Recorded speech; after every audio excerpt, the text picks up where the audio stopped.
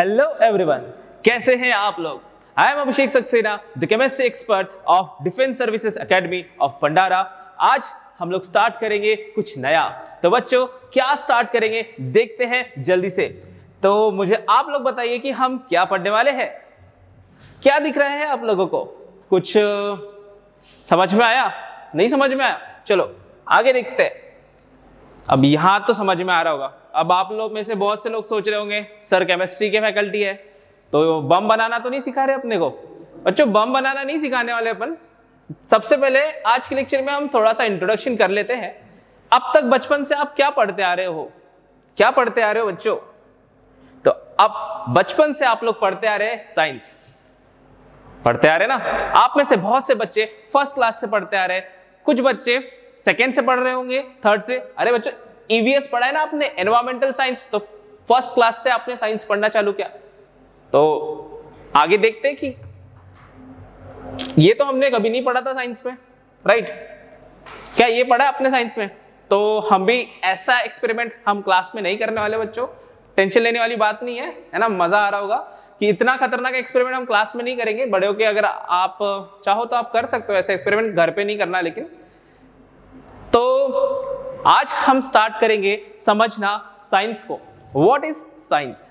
तो बच्चों, आप बचपन से साइंस को पढ़ते आ रहे हो। उस साइंस का मतलब क्या है? क्या आप में से मुझे कोई बताएगा कि साइंस का मतलब होता क्या है? इतनी बड़ी सी डेफिनेशन दी हुई है। क्या आपने कभी साइंस की डेफिनेशन किसी को पूछी? तो चलो एक बार मैं डेफिनेशन रीड कर लेता हूं, ट्राई करते हैं समझने की। बहुत बड़ी सी डेफिनेशन है। अगेन साइंस की डेफिनेशन अलग अलग जगह अलग अलग दी जाएगी। पहले हम थोड़ी सी डिफिकल्ट वाली समझते हैं, देखते हैं बस। What is science? Any system of knowledge concerned with the physical world and its phenomenon that entails unbiased observation and systematic experimentation। अब बहुत लंबा है, कुछ समझ में आया? मुझे तो नहीं आया, तो हम इसको थोड़ा शॉर्ट कर देते हैं, सिंपल कर देते हैं, स्वीट सा कर देते हैं। तो एक लाइन में अगर हमें साइंस का मतलब समझना है बच्चों, आप बचपन से साइंस पढ़ते आ रहे हो, तो साइंस का मतलब मैं बोलूंगा स्टडी ऑफ यूनिवर्स। क्या होता है science? What is science? Study of universe. कैसे? अब देखो यहां पे यूनिवर्स का मतलब क्या होता है? हमारा ब्रह्मांड, पूरा जो भी हमारे आसपास चीजें प्रेजेंट है। यूनिवर्स का मतलब बच्चों, यूनिवर्स कहीं दूसरी जगह से मैं नहीं लेके आ रहा हूं। यूनिवर्स का मतलब हमारे चारों तरफ जो जो चीज प्रेजेंट है। आप में से बहुत से बच्चे पूछेंगे सर यूनिवर्स के बारे में हम कब पढ़ते हैं? साइंस में हमने यूनिवर्स कब पढ़ा?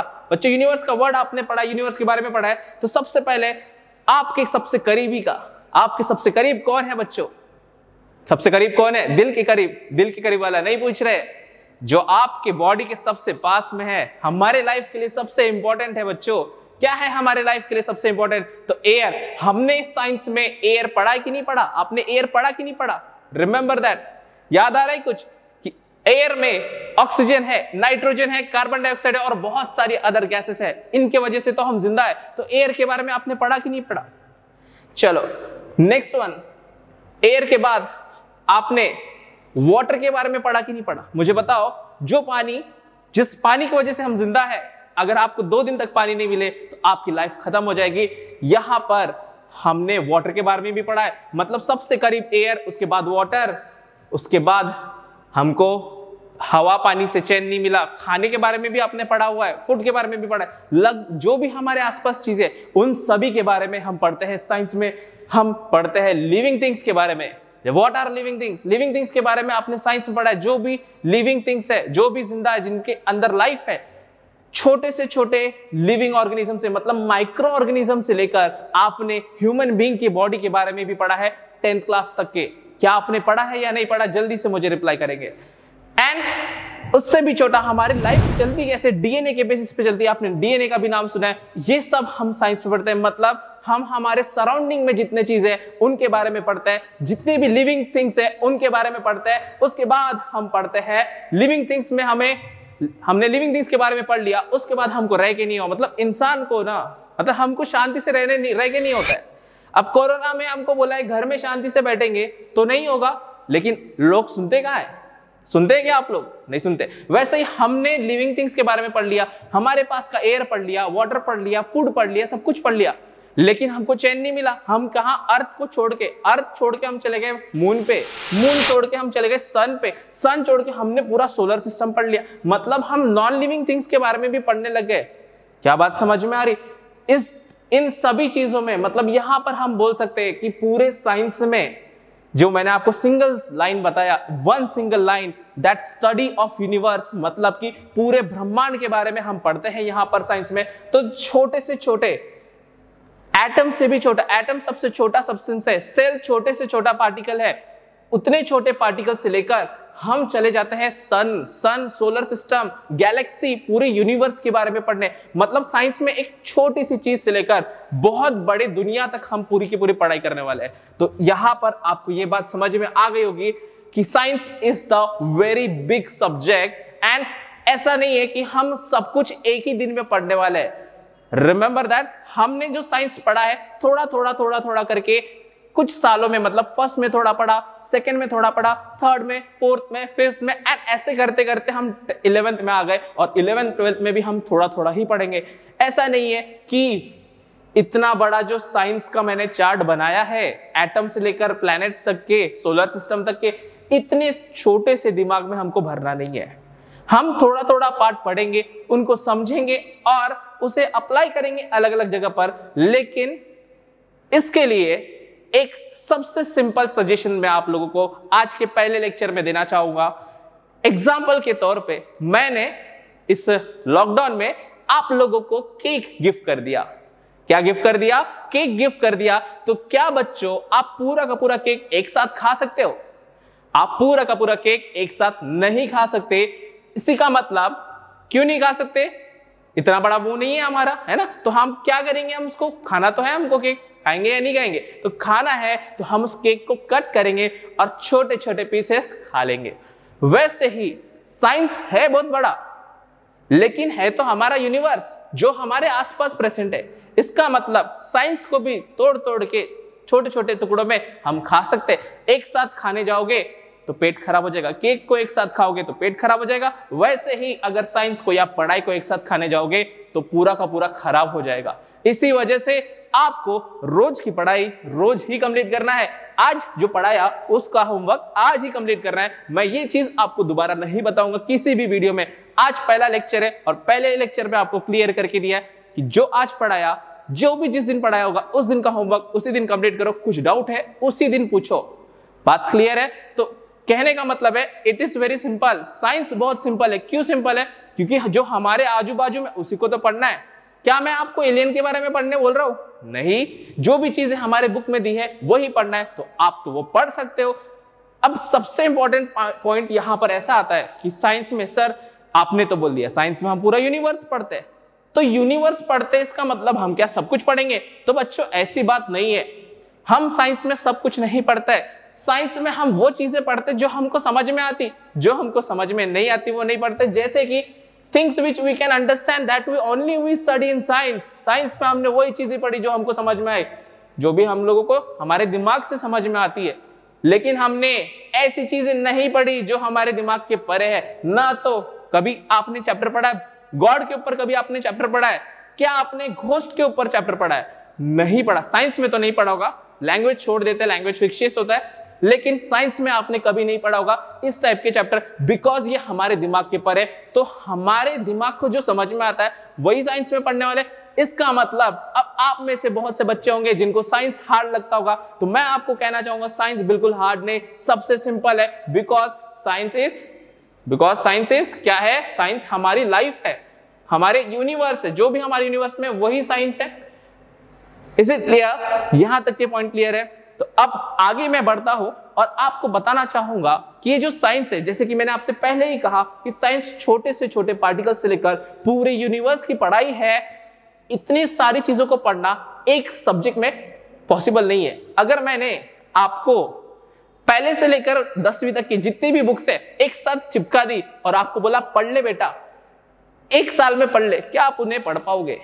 तो बच्चों ये इम्पॉसिबल सी चीज है। पढ़ना पॉसिबल है लेकिन सब कुछ आएगा ऐसा पॉसिबल नहीं है। इसीलिए हम क्या करते हैं, इस साइंस के बहुत सारे डिवीजन करते हैं जिसे हम ब्रांचेस ऑफ साइंस कहेंगे। ब्रांचेस ऑफ साइंस अनलिमिटेड है बच्चों, बहुत सारे साइंस के ब्रांचेस हैं, मतलब एक बेसिक एग्जांपल के बेसिक ब्रांचेस में आपको बताना चाहूंगा। साइंस को हमने formal science, natural science, physical science, life science, social science, applied science, engineering science, medical science and interdisciplinary, मतलब ऐसे नंबर ऑफ साइंस, ढेरों सारे साइंस के ब्रांच बना दिए। क्यों? अब पढ़ना तो हमको सब कुछ है। अगर मैं मैथ्स के बारे में पढ़ना चाहूँ, स्टैटिस्टिक्स के बारे में पढ़ना चाहूँ, तो उसको हम फॉर्मल साइंस बोलेंगे। हम अगर नेचर के रिलेटेड टॉपिक पढ़ना चाहे तो उसको हम नेचुरल साइंस बोलेंगे। अगर हम फिजिक्स मतलब फिजिक्स आ गए, यहाँ पे फिजिक्स की केमिस्ट्री पढ़नी चाहे तो उसमें हम बोलेंगे फिजिकल केमिस्ट्री। अगर हम लाइफ से रिलेटेड मतलब लिविंग ऑर्गेनिज्म रिलेटेड बात करें तो हम उसे लाइफ साइंस बोलेंगे, मतलब बायोलॉजी आता है लाइफ साइंस में। बट हमारा दिमाग है इतना छोटा सा, इतने से दिमाग में सर इतने सारे ब्रांचेस कैसे पढ़ेंगे? तो बच्चों 11th-12th में इतने सारे ब्रांचेस नहीं पढ़ना है, और कोई भी इंसान ये सारे के सारे ब्रांचेस एक साथ नहीं पढ़ता है। रिमेंबर, इनमें से कुछ ब्रांचेस में ही कोई इंसान एक्सपर्ट बन सकता है, आप सभी ब्रांचेस में एक्सपर्ट नहीं बन सकते। और बच्चों इन ब्रांचेस के और सब डिवीजन है, और भी डिवीजन है, लेकिन हम उस पर नहीं जाएंगे क्योंकि हमें इतना सारा नहीं पढ़ना है। रिमेंबर, हमें क्या पढ़ना है? तो हमें पढ़ना है इतना सा ही।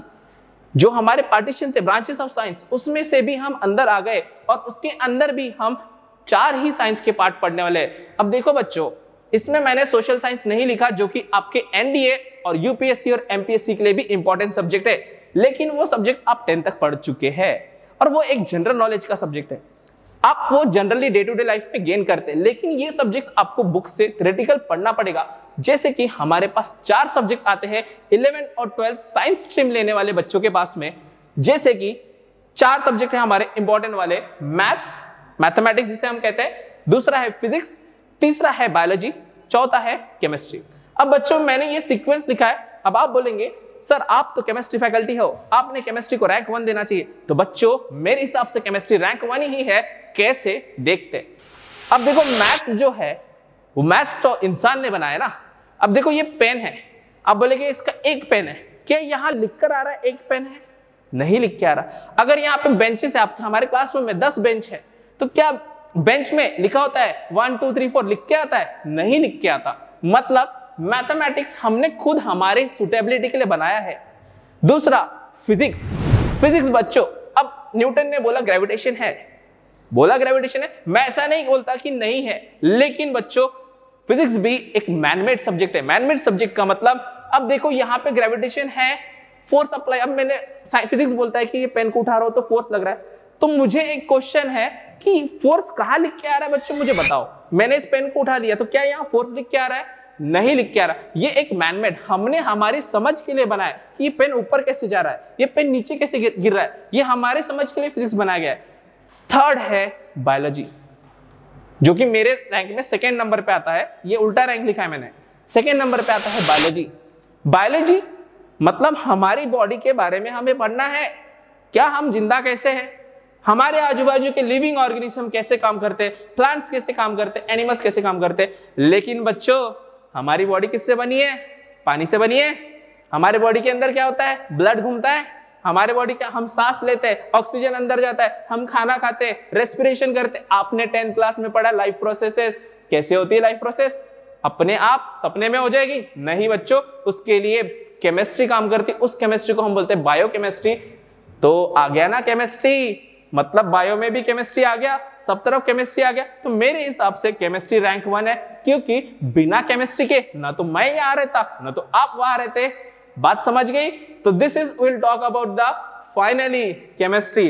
अब देखो बच्चों, होता क्या है, जब कोई आपको बोलता है कि केमिस्ट्री हम पढ़ने वाले हैं, तो आप लोगों के दिमाग में ना ऐसा पिक्चर बनता है, ये वाला। क्या पिक्चर बनता है? कि कोई पागल इंसान मेरे जैसा आ जाएगा आपके सामने, 2 केमिकल को मिक्स कर देगा और ब्लास्ट करके अपना चेहरा काला कर देगा। इसने चेहरा काला नहीं किया, इसने क्लासरूम काली कर दी भले ही। तो इससे आप समझ ही सकते हो कि केमिस्ट्री में हम क्या पढ़ने वाले हैं। लेकिन बच्चों ये केमिस्ट्री नहीं है। केमिस्ट्री क्या है? अब पहले लॉन्ग डेफिनेशन पे आते हैं। What is chemistry? Chemistry is the branch of science that deals with the properties, composition and structure of elements and compounds, how they can change, and energy that is released or absorbed when they change. कुछ समझ में आया? नहीं, मुझे भी नहीं समझ में। चलो आगे, दूसरा definition. See this are definitions, don't go for definition.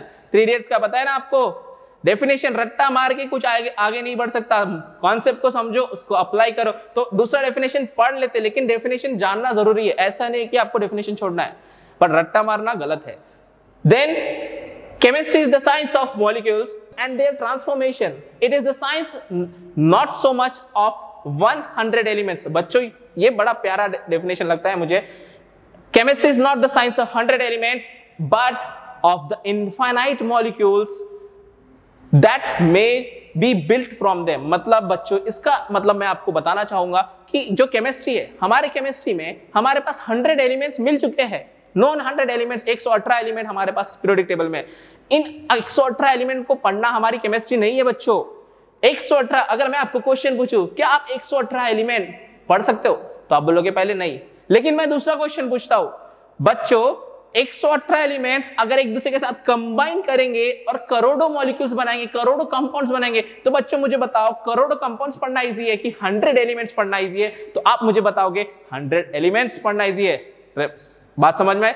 तो मैं इसी चीज को और सिंपल तरीके से, मतलब डेफिनेशन तो हमें लंबी लंबी डेफिनेशंस मिल जाएगी, लेकिन इसका मतलब क्या है, कहना क्या चाहते हो, कहना क्या चाहते? तो हम कहना चाहते हैं कि केमिस्ट्री में हम कोई भी सब्जेक्ट में हम पढ़ते हैं तो केमिस्ट्री में हम स्टडी करने वाले study of composition, structure, properties and interaction of substances. मतलब कि सिंपल है, देखो मतलब समझो कि हम पढ़ने वाले, किसको पढ़ने वाले? सब्सटेंस, मतलब हमारे आसपास जितनी भी चीजें हैं उन सबको हम पढ़ने वाले हैं, उन सब चीजों के बारे में हम पढ़ने वाले हैं। लेकिन उन चीजों का क्या पढ़ने वाले हैं? उन चीजों का हम पढ़ने वाले हैं कंपोजिशन, स्ट्रक्चर, प्रॉपर्टीज और इंटरेक्शन। तो बच्चों कंपोजिशन मतलब दिमाग में घुस नहीं रहा कि कंपोजिशन क्या है। बच्चों कंपोजिशन मतलब होता है कि कोई सब्सटेंस कैसे बना है। आपके हाथ में पेन है, ये पेन कैसे बना है, किससे बना है, उसको हम बोलते हैं कंपोजिशन। वो पेन बना है प्लास्टिक से। तो यहां पर मैंने थोड़ा सा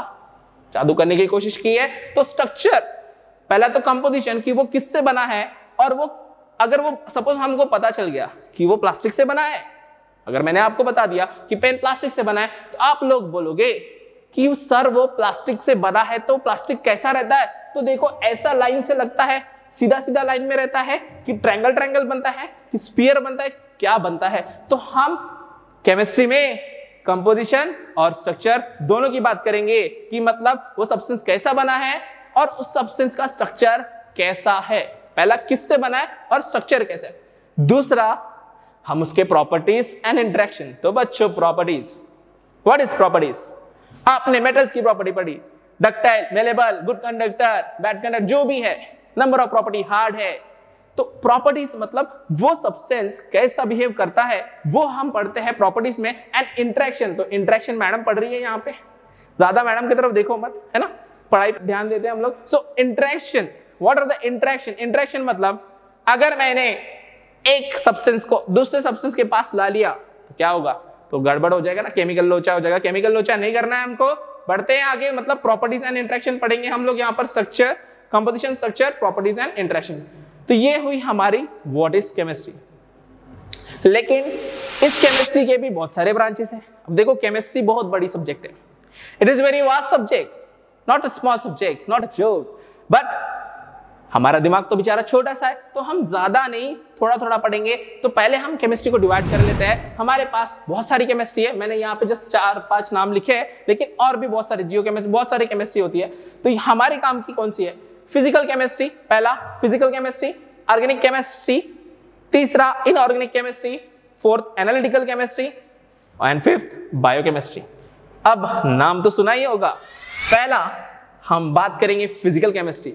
फिजिकल केमिस्ट्री का मतलब होता है बच्चों जिसमें ऐसी केमिस्ट्री जो हमें लॉस बताएगी। इस पूरे केमिस्ट्री में कौन से लॉ फॉलो होंगे? जैसा कि आपने एग्जांपल से बताता हूं कि क्या पढ़ा था, law of conservation of mass. Mass is neither created nor destroyed, just transfer from one form to another. ये पढ़ा है आपने फिजिक्स में, एनर्जी के टर्म में पढ़ा है। यहाँ पे हम मास पढ़ते हैं। तो फंडामेंटल्स ऑफ केमिस्ट्री मतलब फिजिकल केमिस्ट्री में हम फंडामेंटल पढ़ने वाले हैं केमिस्ट्री के। सेकेंडली हम लॉस पढ़ेंगे, जो भी लॉस हो, गैस लॉ, अलग अलग टाइप के लॉस हम पढ़ेंगे।